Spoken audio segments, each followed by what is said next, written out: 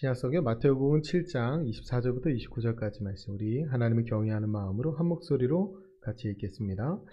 그러므로 누구든지 나의 이 말을 듣고 행하는 자는 그 집을 반석 위에 지은 지혜로운 사람 같으리니 비가 내리고 창수가 나고 바람이 불어 그 집에 부딪히되 무너지지 아니하나니 이는 주추를 반석 위에 놓은 까닭이요 나의 이 말을 듣고 행하지 아니하는 자는 그 집을 모래 위에 지은 어리석은 사람 같으리니 비가 내리고 창수가 나고 바람이 불어 그 집에 부딪힘에 무너져 그 무너짐이 심하니라. 예수께서 이 말씀을 마치심에 무리들이 그의 가르치심에 놀라니 이는 그 가르치시는 것이 권위 있는 자와 같고 그들의 서기관들과 같지 아니함일러라. 아멘. 우리 앞뒤 자분들과 한번 인사할까요? 사랑합니다. 축복합니다. 잘 오셨습니다. 우리 이렇게 한번 인사하겠습니다. 사명자는 죽지 않습니다. 이렇게 한번 인사하겠습니다. 인사하세요. 사명자는 죽지 않습니다. 우리가 사명이 있어서 안 죽고 여기에 있는 거예요. 진짜 이렇게 살아서 예배한다는 것을 여러분 감격할 수 있어야 됩니다. 이게 다 은혜예요. 우리가 예배하는 게 정말 그렇게 생각합니다. 그리고 우리가 하나님이 허락하신 시간 속에서 살아가잖아요. 근데 우리가 요즘에 빌립보서 묵상하는데 저는 사실 그런 마음으로 빌립보서 함께 나누는 건데 훨씬 더 기쁘고 감사했으면 좋겠어요. 기뻐할 일이 더 많았으면 좋겠어요. 얼굴 붉힐 일보다. 그리고 그런 일이 있어도 의연하게 웃어 넘길 수 있는 사람이 이 내공이 있는 사람이에요.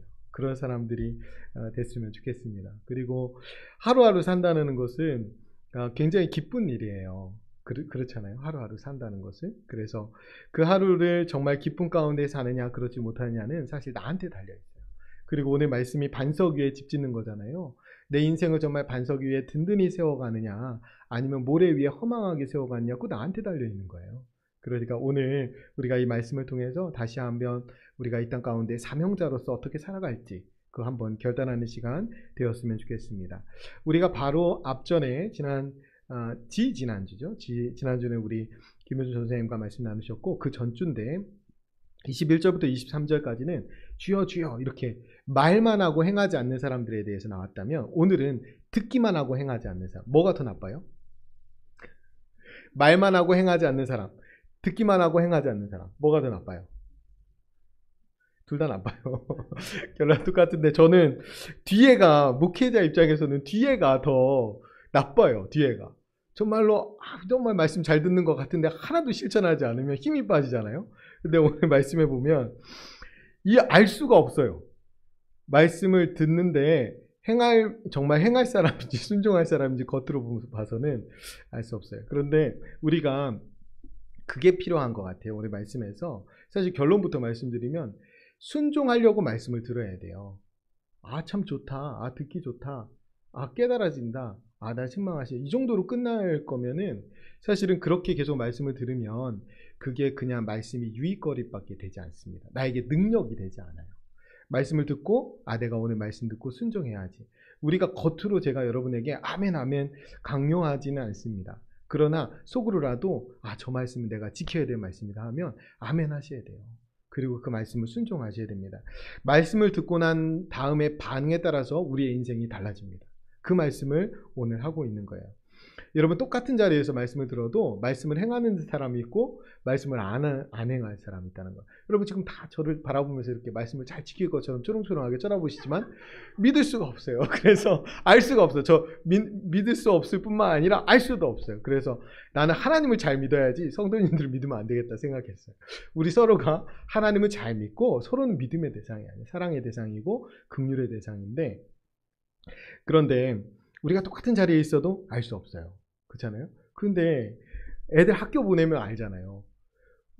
우리 아이들 똑같이 가서 똑같은 자리에 앉아서 똑같은 시간을 보내고 오는데 누구는 공부를 잘하고 누구는 공부를 못한단 말이에요. 듣는 것처럼 앉아있지만 안 들었다는 거예요. 우리가 말씀 앞에 서 있지만 말씀을 정말 잘 들었는지 안 들었는지는 고난이 닥치면 합니다. 시험이 닥쳐오면 정말 말씀에 깊이 뿌리 내렸는지 아닌지 금방 알 수 있어요. 오늘 그 말씀 하는 것입니다. 오늘 반석 위에 집 짓는 자, 모래 위에 집 짓는 자 이렇게 나오죠. 반석 위에 집 짓는 자는 말씀을 듣고 행하는 자예요. 모래 위에 집 짓는 자는 말씀을 듣고 행하지 않는 자예요. 듣는 건 똑같아요. 그런데 행하느냐 안 행하느냐. 그래서 행하는 자는 지혜로운 자이고 행하지 않는 자는 어리석은 자입니다. 다시 말씀드리면 순종하는 사람은 지혜로운 사람이고 불순종하는 사람은 어리석은 사람이에요. 둘 다 지금 반석 위에 짓든 모래 위에 짓든 집 짓는 건 똑같아요. 집에는 차이가 없어요.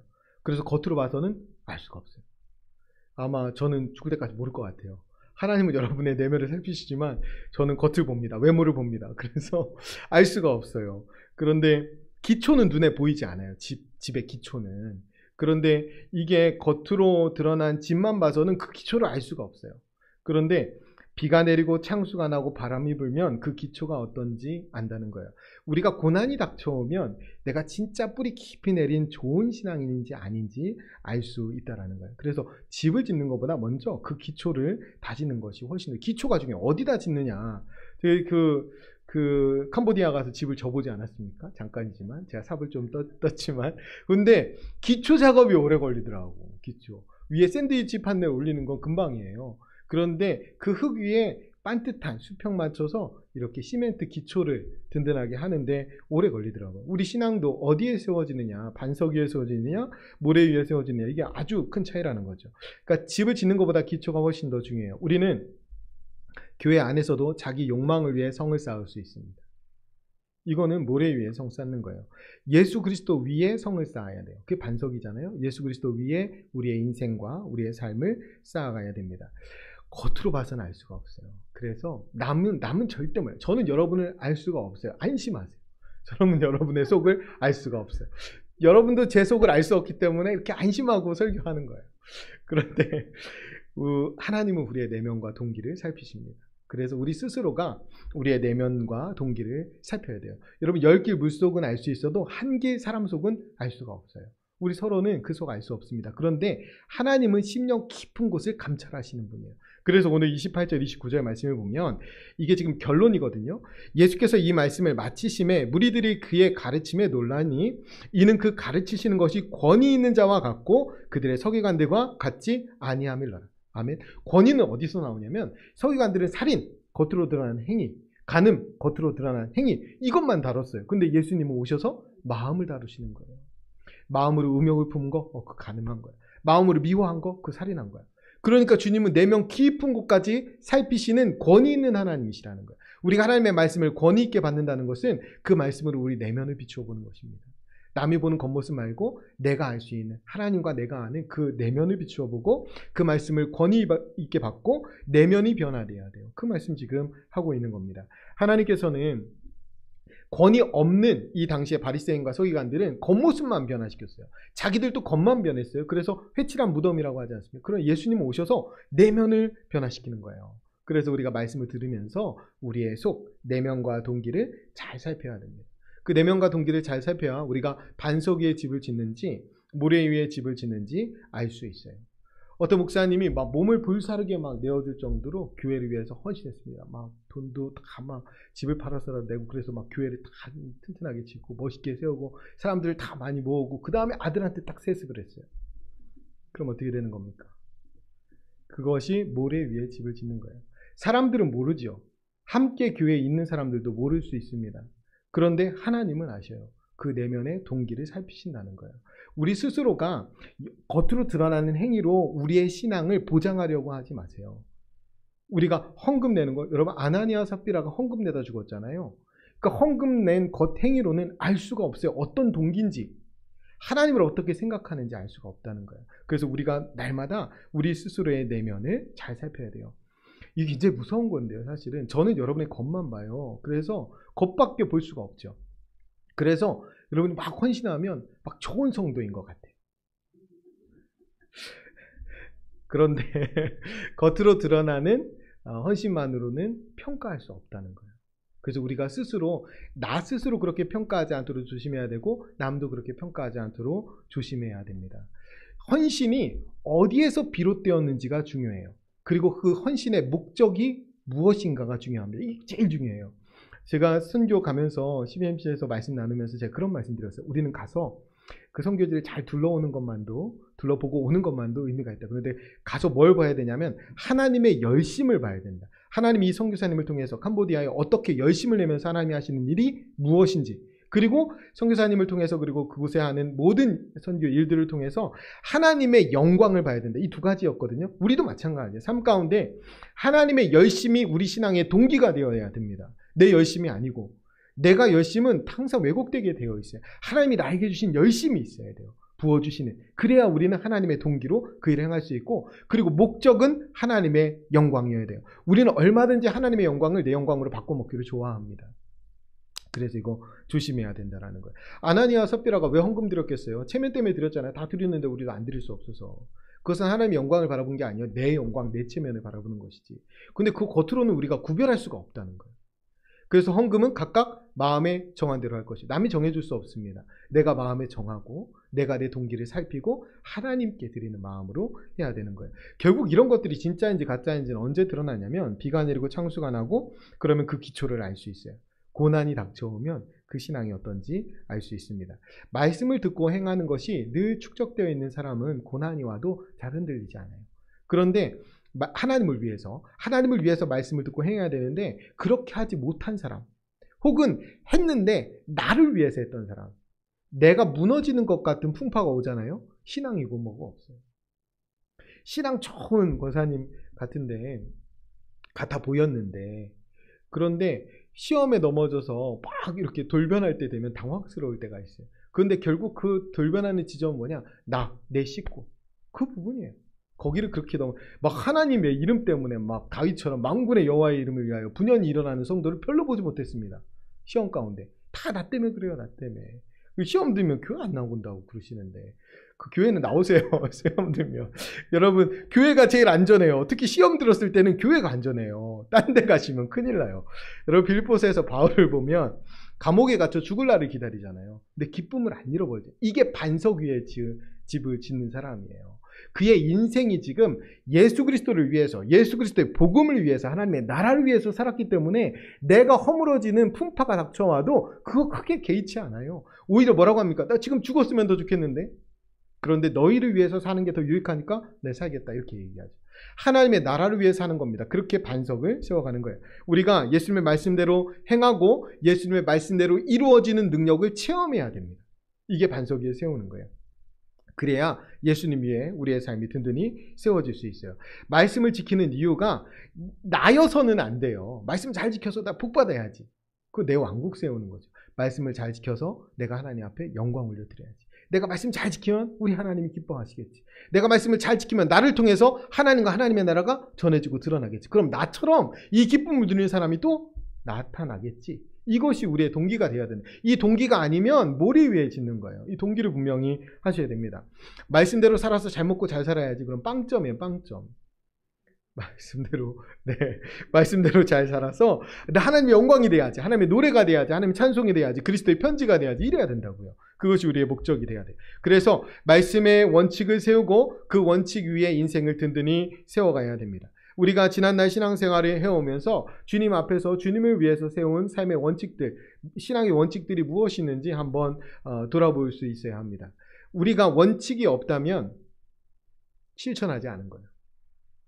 우리는 말씀을 들으면서 나 이거 말씀의 원칙으로 삼아야지, 하나님을 위해서 내가 이거 꼭 지켜야지 하는 것들을 하나하나 차곡차곡 세워가야 됩니다. 그 원칙이 있어야 우리가 하나님의 뜻대로 살아가는 거예요. 그리고 또 하나 살펴봐야 될 건 뭐냐면 그 원칙이 정말 하나님의 나라를 위한 것인지, 나를 위한 것인지 하나님을 위한 것인지 잘 살펴보셔야 돼요. 우리가 주님 안에서 삶의 원칙을 세워가며 반석 위에 주추를 놓아가는 그런 인생 사시기를 주님의 이름으로 축원드립니다. 이런 반석은 예수 그리스도예요. 그러니까 우리 삶의 목적이 예수 그리스도가 되어야 됩니다. 예수님으로 기뻐하고 예수님으로 감사하고, 제가 우리 기쁨과 감사의 차원이 달라져야 된다고 그랬잖아요. 우리의 삶의 목적이 예수님이면 예수가 전해진다면, 바울이 그러잖아요. 내가 갇혀있는데 시기로 하든 참으로 하든 무슨 상관이냐, 예수 그리스도의 복음이 전해지는데. 목적이 뭐예요? 예수 그리스도. 우리가 예수 그리스도께 우리의 삶의 기초를 놓아야 됩니다. 그래서 예수 그리스도가 우리의 삶의 이유가 되어야 돼요. 나는 죽고 예수로 사는 결단을 하는 자리가 예배의 자리입니다. 그 결단을 했다면, 나는 사그러들어도 예수 그리스도가 증거될 수 있다면, 어차피 나는 죽고 예수로 사는데, 그런 삶을 우리가 결단해야 돼요. 여러분, 내 왕국을 더 멋들어지게 세우기 위해서 말씀 순종하는 거 아무 의미 없습니다. 예수 그리스도를 위해서 완성된 하나님의 나라를 바라보며 오늘 말씀을 순종해야 돼요. 세례 요한처럼 못 배워 죽을 수도 있어요. 내가 끝을 못 볼 수도 있습니다. 그러나 착한 일을 시작하신 주님이 그 나라를 완성하실 것을 믿고 하루하루 기쁨 가운데 살아가는 겁니다. 내 일은 작지 않아요. 내가 영원하신 하나님의 영광 가운데, 하나님의 그 위대한 구원 가운데 쓰임받는다면 내 하루의 삶은 작지 않아요. 하찮지 않습니다. 하나님 위대한 일에 쓰임받는 것, 이것으로 감격할 수 있어야 합니다. 여러분, 순종의 경험도 쌓이지만 불순종의 경험도 쌓입니다. 오늘 우리가 새벽 말씀 나누면서 이것을 아주 절실하게 느꼈어야 돼요. 뭐냐면 베레스 우사, 그러니까 우사를 치신 사건이잖아요. 우사 집에 법궤가 70년 동안 있습니다. 하나님의 임재를 상징한 하나님의 법궤가 빼앗겼다가 그 집에 70년 동안 있는 거예요. 그러니까 처음에는 막 법궤가 대단해 보였지만 70년 동안 자기 집에 그게 있다 보니까 그게 처음같이 그렇게 경외심을 갖지 않게 되었을 것이고, 그 법궤가 손을 대면 죽는다고 했어요. 고아자손만, 이 레위 족속만, 그것도 나무 뜰채를 끼워가지고 어깨에 매야 되는데, 이게 막 수레에 싣고 나왔다는, 어떻게 싫은 거예요, 그거. 손으로 들었겠죠. 손으로 들어서. 이미 많이 만져봤어, 70년 동안. 안 죽었다고. 그러니까 딱 그게 이 수레가 딱 소가 움직여서 수레에서 딱 떨어지려고 할 때 성경에 뭐 손을 들어서 우사가 그거 딱 잡았다고요. 이게 뭐예요? 괜찮아. 쫄지 마. 이거예요. 괜찮아, 쫄지 마. 나 많이 만져봤어. 그리고 딱 만지고 죽는 거예요. 그런데 그 순간에 죽는 게 아닙니다. 70년 동안 죽어오는 것이지. 70년 동안 계속 하나님 말씀 어기고, 그 말씀 어기고 법궤에 손을 댄 순간 조금씩 죽어오는 거예요. 아나니아 삽비라가 헌금 내고 그 순간에 죽는 게 아니에요. 하나님을 업신여기고 하나님 속일 수 있다고 생각하는 그 불순종의 경험이 쌓이면서 결국 죽는 거예요. 여러분, 순종의 경험도 쌓이지만 불순종의 경험도 쌓입니다. 오늘날의 가장 큰 문제는 뭐냐면, 말씀은 너무 많아요. 너무 많이 듣는 것 같아요. 그렇지 않아요? 너무 설교를 많이 하는 것 같지 않아요? 이렇게 동의를 안 해주신, 줄일 수가 없네.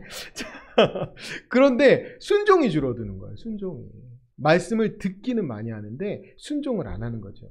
우리가 순종하며 살 때 우리의 인생이 반석 위에 세워집니다. 불순종하면 우리 인생을 모래 위에 세우는 것과 같아요. 그러니까 우사와 같이 살면 그 모래 위에 세우는 겁니다. 아나니아와 삽비라와 같이 살면 그 모래 위에 세우는 거예요. 얼마나 영광된 일입니까? 그 법궤를 70년 동안 자기 집에 두고 살았어요. 근데 왜 그 지경이 된 거예요? 저는 이게 어떤 목회자들에게 하는 경고가 아닐까. 제가 오늘 말씀 묵상할 땐 그랬어요.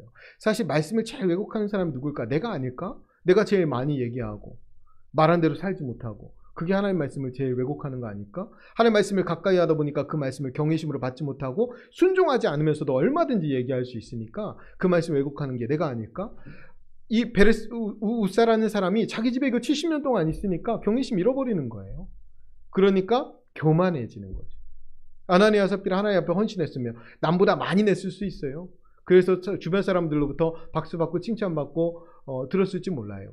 그런데 결국에는 하나님을 속이고 있었다라는 거죠. 스스로가 내면을 살피지 못했다라는 겁니다. 우리가 서서히 죽어가고 있을지 몰라요. 불순종을 계속 반복하면 내가 죽어가고 있는지도 몰라요. 주님께서 요한복음 10장 10절에 보면 하나님이 우리를 부르신 이유가 생명을 얻고 더 풍성히 얻게 하려 합니다. 그게 주님이 우리에게 오신 이유예요. 그러니까 우리는 날마다 순종을 통해서 더 풍성한 생명을 누려야 되는 사람들이지 서서히 죽어가는 사람들이 아니에요. 좀 무섭네요. 서서히 죽어간다 하니까. 우리가 날마다 사명자는 죽지 않습니다. 날마다 살아나야 돼요. 더 생명력 있게 마지막까지 사명자답게 살다가 죽어야 합니다. 여러분, 우리가 교회의 부흥을 얘기할 때 저는 예수 그리스도의 이름이 흥하는 것이 부흥이라고 생각해요. 그런데 우리 입장에서 보면 사람이 변하는 게 부흥이지 사람이 많아지는 게 부흥이 아닙니다.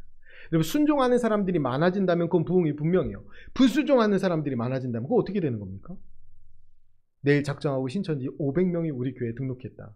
이 교회 사놓기게 하려고. 그 부흥입니까?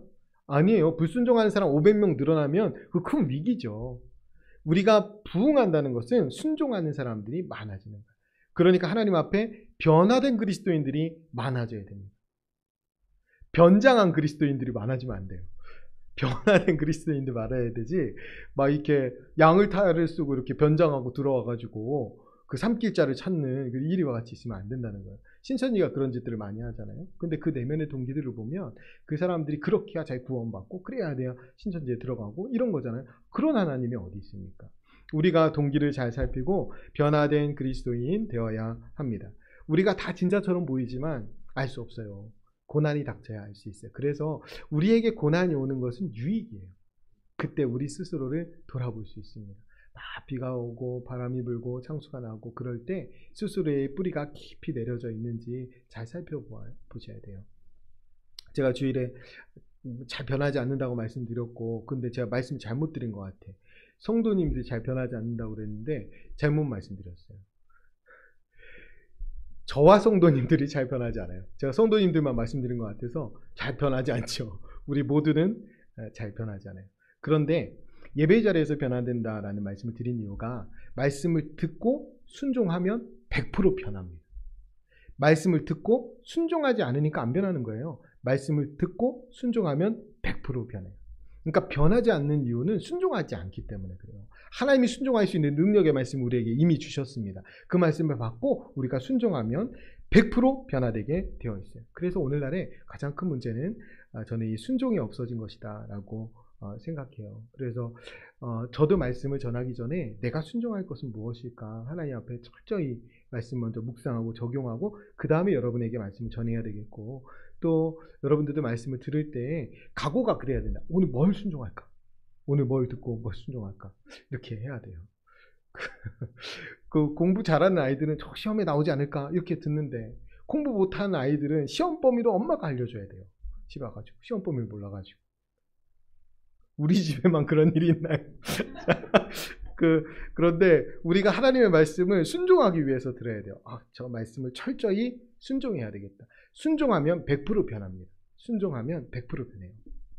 우리가 결론으로 말씀드리면 기도의 자리, 말씀의 자리, 예배의 자리에 설 때마다 하나님이 나에게 오늘 또 무슨 말씀을 하실까? 이거 말씀을 순종하면 나 복 받을 텐데 하나님 나를 어떻게 또 복되게 사용하실까? 그렇게 자기의 내면과 자기의 중심을 살피면서 그 말씀을 들으셔야 됩니다.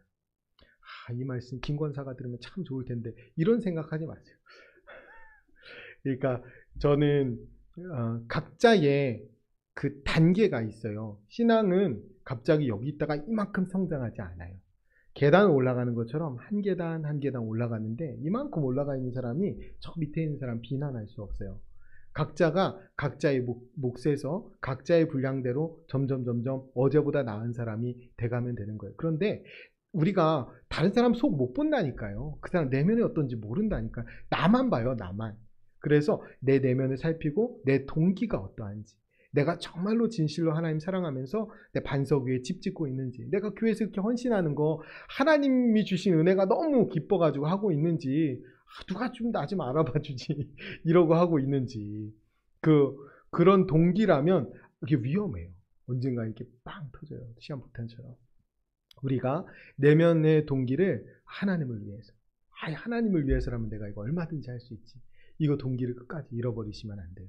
우리는 사명자입니다. 하나님을 위해 살아가는 사명자예요. 하나님이 우리에게 그 사명자의 길을 허락해 주셨고, 우리가 주시는 말씀에 순종하기만 하면 그 길을 얼마든지 걸어갈 수 있습니다.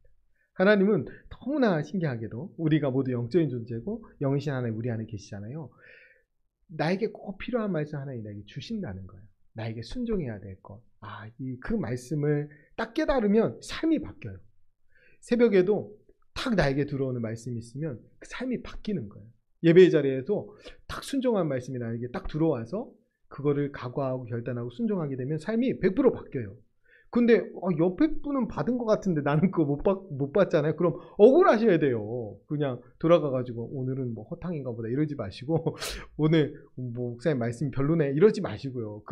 내가 순종하려는 마음으로 들으면, 우리가 항상 말씀을 경외함으로 읽잖아요. 그 말씀 자체가 하나님 말씀이에요. 제 말씀 중에는 여러분이 가려들어야 될 게 훨씬 더 많아요. 사람이 말이 많죠. 하나님 말씀에 비추어서 순종하는 게 반석에 집 짓는 거구나. 그거면 충분하잖아요. 그 말씀 듣고 나 순종하려고 각오하고 말씀 들어야지. 오늘 나에게 주신 네 말씀 꼭 순종하면서 살아야지. 그렇게 하면서 변화된 사람들이 많아지는, 편장한 사람이 많으면 곤란합니다. 변화된 사람이 많아서 변화되고 싶은 사람들이 막 몰려드는 그런 기회가 됐으면 좋겠어요.